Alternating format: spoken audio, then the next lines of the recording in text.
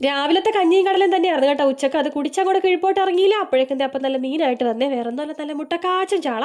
ഇത്ര വലിയ കാട്ട ചാള കണ്ടിട്ടില്ല, ഇത്ര നാളായെന്നറിയാമോ. നല്ല മുട്ടയും പനഞ്ഞിലൊക്കെ ഉള്ള ചാളയായിരുന്നു കേട്ടോ. ഞാനിപ്പോൾ എടുത്ത് കാണിക്കുമ്പോൾ തന്നെ അറിയാമല്ലോ ആ ചാളയുടെ നീട്ടവും മണ്ണും ഒക്കെ. അങ്ങനെ നമുക്ക് ഇപ്പോഴത്തേക്ക് മാത്രം, അതായത് രാത്രിത്തേക്ക് മാത്രം ഉള്ളത് ഞാൻ വെട്ടിത്തേച്ച് കഴുകിയെടുക്കണേ.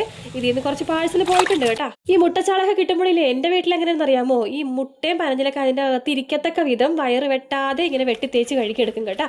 പിന്നെ അതുപോലെ തന്നെ നമ്മളിവിടെ ചാളത്തല എടുക്കാറില്ല കേട്ടോ. ചാളത്തല എടുത്ത് വറക്കാറുമില്ല, കറിയിലും എടുക്കാറില്ല. കാരണം കുറേ പേര് ചോദിക്കാറുണ്ട് ചാളത്തല നല്ല അടിപൊളിയല്ലേ, ബെസ്റ്റ് അല്ലേ, എടുക്കാൻ പാടില്ല എന്നൊക്കെ. പക്ഷെ നമ്മളിവിടെ എടുത്ത് അങ്ങനെ ശീലമില്ലാത്തതുകൊണ്ട് എടുക്കാറില്ല.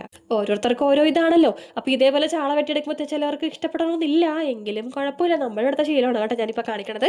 ഇങ്ങനെ വെട്ടാറുണ്ട്, വയർ വെട്ടിയെടുക്കാറുണ്ട്. ഞാനിങ്ങനെ വയർ വെട്ടിക്കളയുമ്പോഴേ അമ്മ എന്നെ വഴക്ക് പറയാറുണ്ട്, എന്തിനാണ് ഇതേപോലെ വയർ വെട്ടിക്കളണേന്ന്.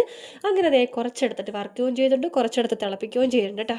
അങ്ങനെ അതേ ചാളക്കറിയും ചാള വറുത്തതൊക്കെ റെഡിയായി. ഞാനാണെങ്കിൽ ഇല്ലേ കൊതി വന്നിട്ട് വയ്യ കേട്ടോ, കാരണം ഇത്രയും വലിയ ചാള കൂട്ടിയിട്ട് കുറേ നാളുകളായേ. അങ്ങനെ വേഗം തന്നെ ഒരു വറുത്ത ചാള എടുത്ത് ഞാൻ കഴിച്ചേ. എന്നിട്ട് ആമിക്കുട്ടിനെ വിളിക്കാൻ വേണ്ടി പോയപ്പോൾ ഞാൻ ഇപ്പിട്ടിരിക്കുന്ന ഈ കോഡ് സെറ്റില്ലേ, ഇതൊരു എന്താ പറയുക, ഒന്നും പറയാനില്ല, ഞാൻ ലിങ്കൊക്കെ വിട്ടിട്ട് ആകിയതേക്കാം. അപ്പം അത്രയുള്ളൂ ടാറ്റാ.